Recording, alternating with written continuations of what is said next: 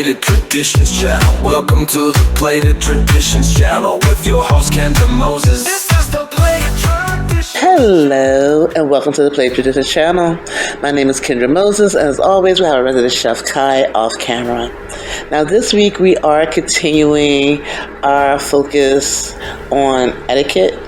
However, we're doing it while slightly tilting the concentration of this topic more so to three rather sizable and notable holidays that are really practiced around the world and that are quite current right now.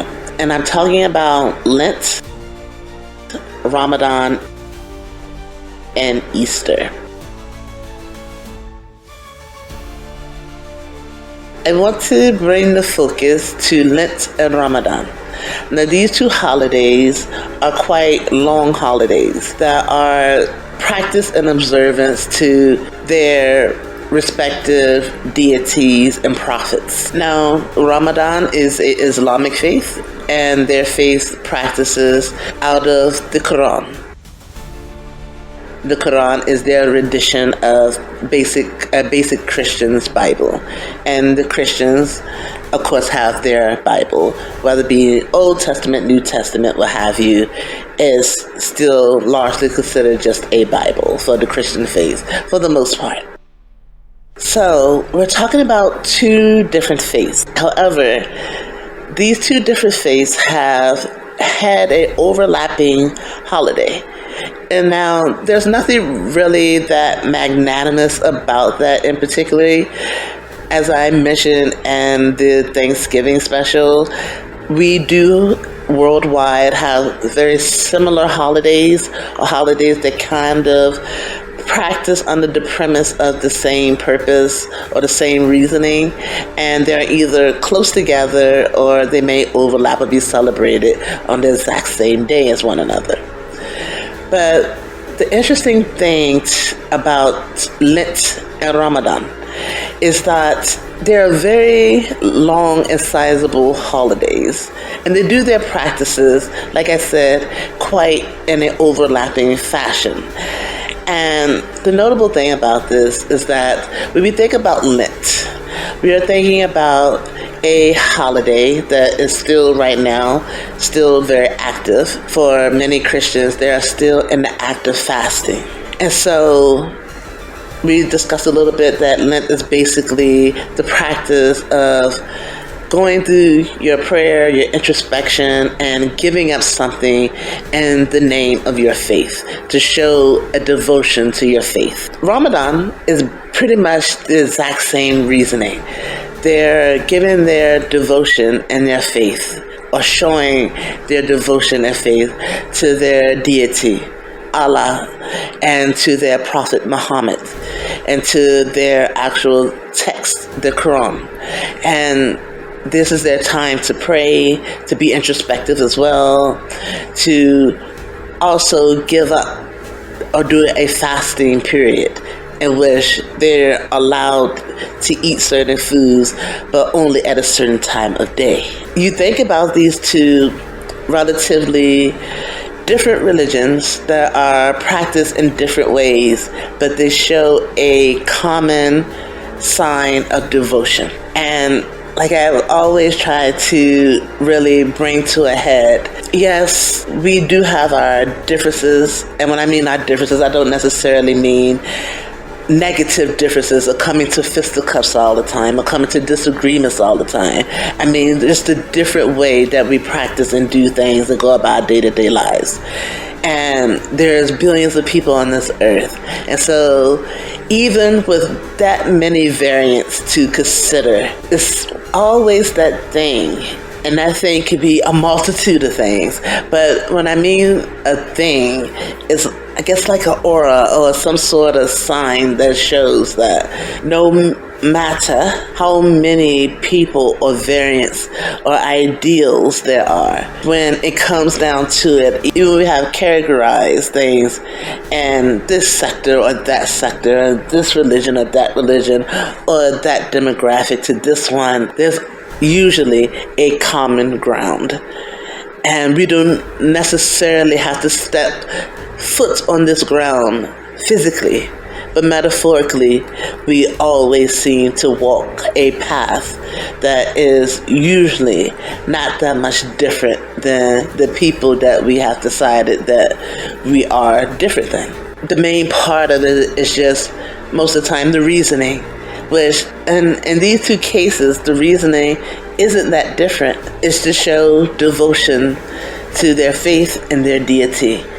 And so we have two different holidays, Lent and Ramadan. Ramadan started around the very late hours of February 28th. If you want to be more in a cohesive agreement about the start date, probably safer to say March the 1st, and it ended March the 30th. They've already done their fast, they've done their devotions, and they have already started the celebrations thereafter to acknowledge their newfound self and their newfound devotions and the act of giving or fasting for their faith and their beliefs. And for any of you who practice the Islamic faith and has gone through your Ramadan, a very belated Eid Mubarak to you all. And then we get to Lent. We mentioned in a previous episode, we talked about Fat Tuesday, Shrove Tuesday, or Mardi Gras. These are three common ways that signify the celebrations that began before the fast.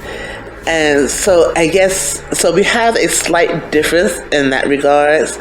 So when we're talking about the Christian faith, we had a big celebration before the time to fast. And that was, like I said, is referred to as Shrove Tuesday, is referred to as Mardi Gras, is referred to as Fat Tuesday, or sometimes, and also Pancake Tuesday. We've done a lot of celebrating that Tuesday before the first day of Lent, which is the very next day. So for this year, that was March the 5th.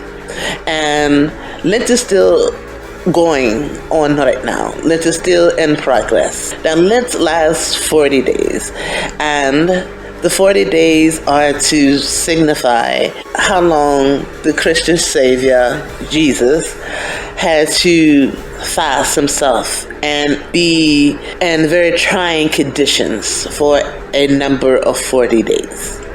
So in order to show devotion in this faith, they decided that Lent will last for 40 days, and that in those 40 days they will also fast as well, to show their devotion to their faith and to their deity. And even though Easter isn't necessarily a Islamic holiday, we're seeing also with Lent and Ramadan the whole purpose of these two long extended holidays representing a renewal and essentially a rebirth of oneself after giving and going through these introspections of oneself in regards to their religion and their faith and their day-to-day lives. And so I think it's quite poetic in its own way that even though we have two different faiths doing two different stints of fasting for quite similar reasons, and it all has something to do with renewing oneself. And Easter is the holiday that represents the resurrection of the Christian deity Jesus. And so we have two different faiths, two different holidays, two different fasts, with all of it pointing to basically a renewal or essentially a rebirth or resurgence of oneself. When I think about this in this light, one common phrase about the Christian faith is that it's said that its followers are made in their deity's image. And so it seems like of all the things that we can do in devotion to faith and religion, tradition, it does all have something to do with mimicking as much as possible our ancestors before us, our deities, our cultures, our faiths, everything that we said we held near and true to our heart. And we intentionally, like I pointed out in a previous episode, this is a time where we intentionally seek to repeat history.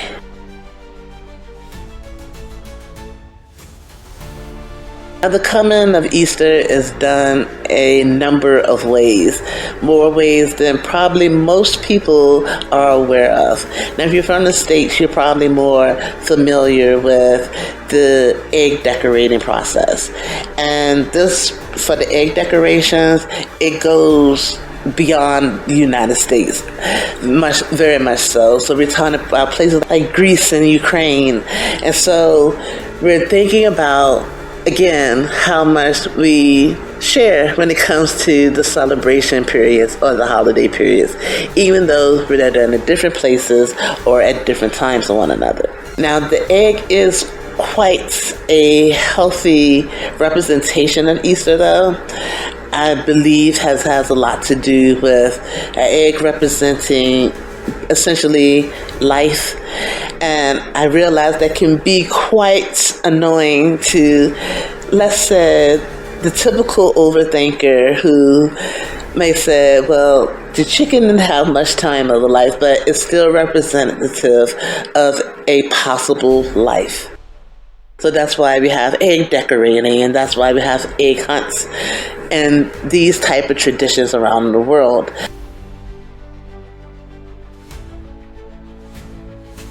And in France, there is also a tradition of there being a giant omelet made that can feed a literal army. And I say a literal army because Napoleon was the one who became enamored with the omelet dish. And so he called forth that all the eggs be taken up and a giant omelet was made in the course of history that was able to feed his entire army. So here it's common to see the bunny or rabbit as a sign of the Easter holiday, as basically, I guess, its mascot. However, in Australia, rabbits, bunnies, they're pretty much considered a basic terror when it comes to the crops. So keeping with a tradition, using a marsupial instead, they're doing two things. The marsupial does look quite familiar and reminiscent to the common rabbit. However, of course, it's a completely different species, but it's also a species that is in danger of extinction. In my mind, I see it as a great way to use the bilby as their essential Easter mascot, because it brings attention and awareness to a species whose life is kind of on the line. So as we go towards a holiday where we celebrate the resurrection or the coming back to life of a deity or a religious figure, it seems to be the best holiday to use to possibly help the essential resurrection of the population of the bilby. So I think that's a great way to actually celebrate, and very wise as well.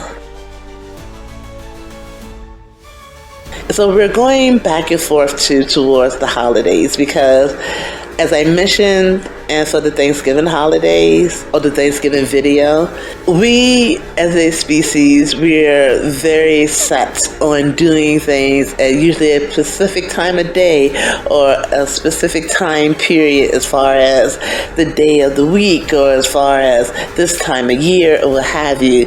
And I try to come up and I try to bring awareness in that particular video that that's not something that we can really do, especially with a whole world full of people under different time zones and everything else with their own different beliefs and their own different histories that have a lot to do with why they celebrate their holidays. Lent and Ramadan is no different. Lent is celebrated because of one's faith, and Ramadan is celebrated because of another one's faith. And for the Lent faith, their deity, their figurehead, had gone through something in a 40-day period. Hence the time period on length of time that is done, and hence also around the certain time of year that is done. So we're talking about Passover and a different history than that of Ramadan. So that's why we can't, even though things may be seen very similar, we can't do or expect someone to do the exact same thing, call it the exact same thing, or do it at the exact same time. So we do have a number of examples where all throughout the calendar year, no matter what calendar you use, that we have similarities in places that seem like it shouldn't be done.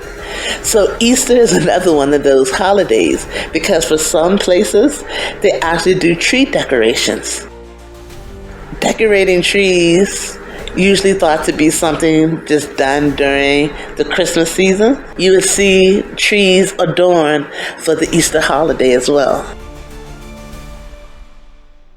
And then we move on to a place like Sweden. Now, for Sweden, there is, reminiscent of here, there's a parade, and a parade that involves children. So that's not uncommon. We've seen Easter parades here, right? Of course. Even though the children over here may be dressed up or adorned as probably little ducklings or bunny rabbits or what have you, something more adjacent to how we here picture the Easter holiday and what our Easter mascots are, so to speak. In Sweden, it's a bit different. They have their children, and it's still festive, it's still positive and everything else like that, but they have their children grab up all the old clothes and they dress their children up as witches. And so they have a parade of fresh-faced children dressed up as witches, and they are carrying a teapot. And they're doing something very reminiscent of our Halloween during a very non-Halloween holiday. So it's one of those things where our traditions overlap, but sometimes not in the exact same way or the exact same time. When we get to Haiti, a part of the Easter festivities can seem quite reminiscent to that of Mardi Gras. So we're talking about a lot more moving and action and music and drums, trumpets and everything else like that, and the celebration for the Easter season. And this is attributed largely to a coupling of the Catholicism and their more indigenous beliefs. With the use of that, we're hearing more of, again, we're seeing the parades again, but these parades are still more vibrant. Like I said, more like we think about where the celebrations were done for Mardi Gras, just kind of getting it all out your system and everything else like that. But this is more of the encompassing of their feelings and beliefs done during the actual holiday, not just trying to get excess energies out of their body. They're just expressing their energy, period, and they're doing it through their music and through their dance and through their ceremonies or offerings. Now, Poland, we come across a tradition that seems actually quite obvious if you think about it, and that's the tradition of dunking buckets of water over people. Now, this was done to be, like I said, again, reminiscent of that feeling of religion, of the practicing of religion. So when we think about baptisms, and this tradition goes back years, and that shows you how long a tradition is and how long that things that we do to this day, how old those actions really are and how long they've actually been carried from person to person. But right now, it can still be representative of a baptism, but more so it's usually done for more recreational purposes. But to each their own, depending on how it's done, but it's not uncommon to see it done in Poland.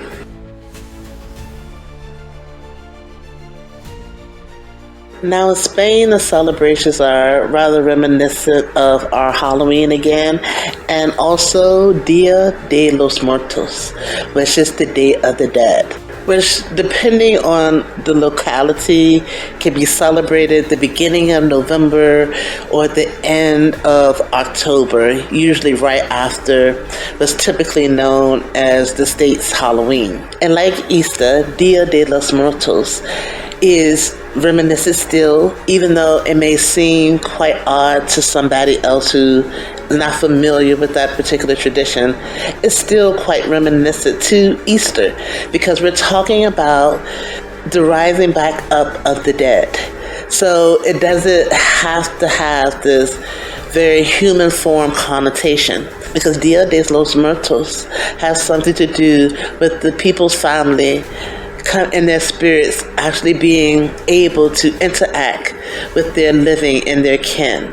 And so it has everything to do with interacting with those who came before you, those who's no longer there, and really having that warm feeling of being close to something or someone that you loved or care about. So even though it may seem strange seeing people dressed up as skeletons and possibly having some sort of scythe or what have you, when we see this in Spain, they're actually just doing a nighttime procession, and which, like I said, they're dressed up as skeletons, and they're reenacting scenes from the Passion of the Christ.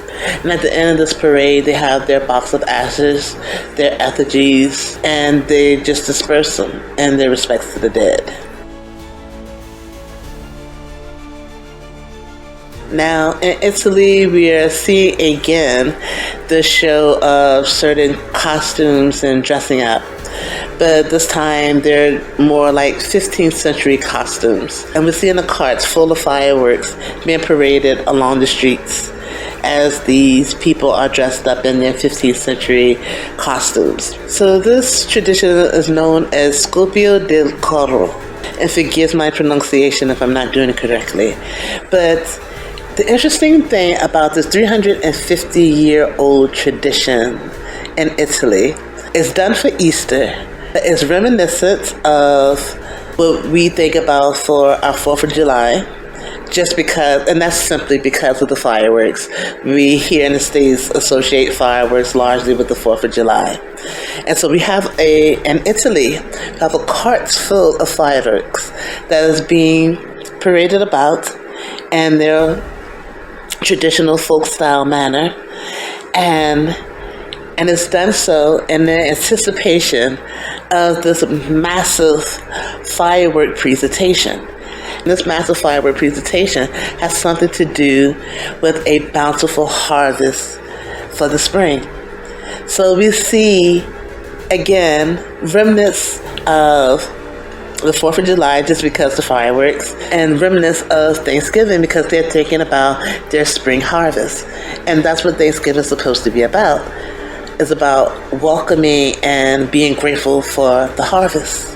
And we're seeing this done via another tradition for a holiday that we both celebrate, Easter, and it's being done at Easter time with, I said, reminiscent factors of 2 other holidays that we celebrate, but with a tradition hailing from Florence, Italy, that spans over 3 centuries. So that shows you that no matter where you are, you can even be practicing the exact same holiday, but you're doing it different places around the world via your different traditions, your different etiquettes. And it shows you how similar and yet how different these things are all practiced. We have situations where all these traditions we just discussed for the Easter holiday that are reminiscent other places for different holidays. But you're all sharing, if you're celebrating Easter, you're all celebrating the exact same holiday and possibly under the exact same faith. It's just a great tie-in, I believe, to the whole thing about etiquette. It's a great tie-in, a continuation to what we discussed about on Thanksgiving, that there's no really right way or wrong way when it comes to where you celebrate a holiday and particularly how you celebrate a holiday. Because for these different localities, these different demographics, for their different histories, again, we're going back to their different histories, because you may be celebrating the same holiday, but the histories behind where these holidays hail from or how they're celebrated and the reason behind it, they have a lot to do with the accepted etiquette there and how the tradition is practiced. So it's just something to keep in mind, for not only just for etiquette's sake and being respectful, but just to learn and expand and find out how festivities still have their place in history. We think about festivities or parties, sometimes we let those things like go under the radar because we say that's not really important right now, we shouldn't be focusing on that right now, or what have you. But even those things have everything to do with our traditions, and they have just as strong as history as something like the actual holiday itself. They're all steeped in a history, a rich, deep history that all should be given their credence, and it's something to always be accepting of.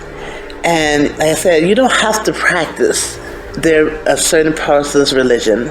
You don't have to practice the way a certain person celebrates. And just to be knowledgeable and respectful of that, and to realize the biggest part a lot of times about any tradition and any show of etiquette is to knowing that there is a history behind it and learning from that history behind it in order to be respectful of it and accept it. And with all of that said, no matter wherever you are in the world or how you celebrate it, we at Play the Traditions hope that you have a very happy and joyous Easter holiday.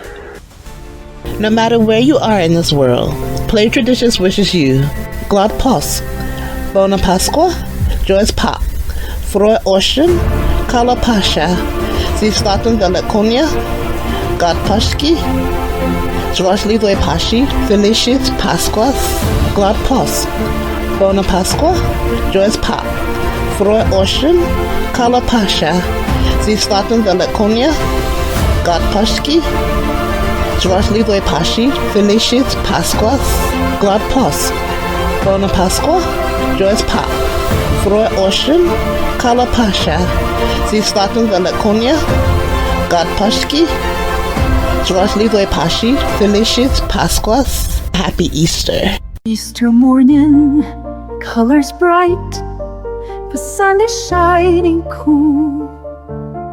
Families gather round in the warmth of love's great cool. Eggs like jewels in the grass, secrets tucked away. Memories in the making as we laugh, dance, and play. In every heart, a story told of hope and joyful grace.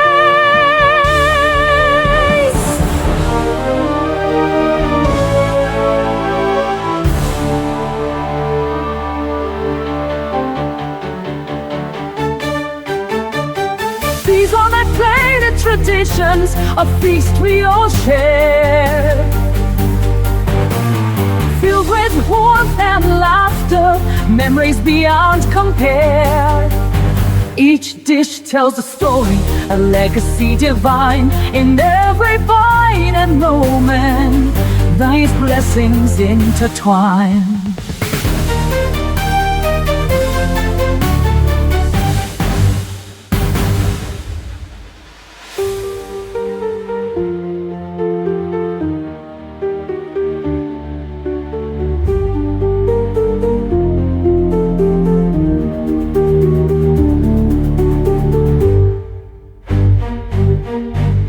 Kitchen, scents arise, sweet bread baking slow, chocolates wrapped in foil in the soft and gentle glow.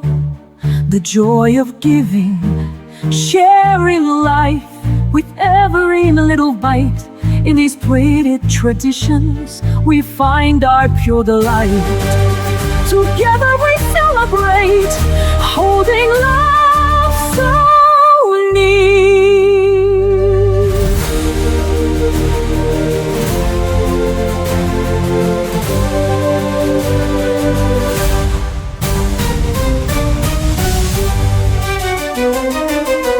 These are my plated traditions, a feast we all share, filled with warmth and laughter, memories beyond compare. Each dish tells a story, a legacy divine. In every bite and moment, these blessings intertwine. So here's to Easter's magic, let our hearts rejoice. In plated traditions, we find our voices. Thank you again for joining us for another week. We hope to see you again next time. Bye bye.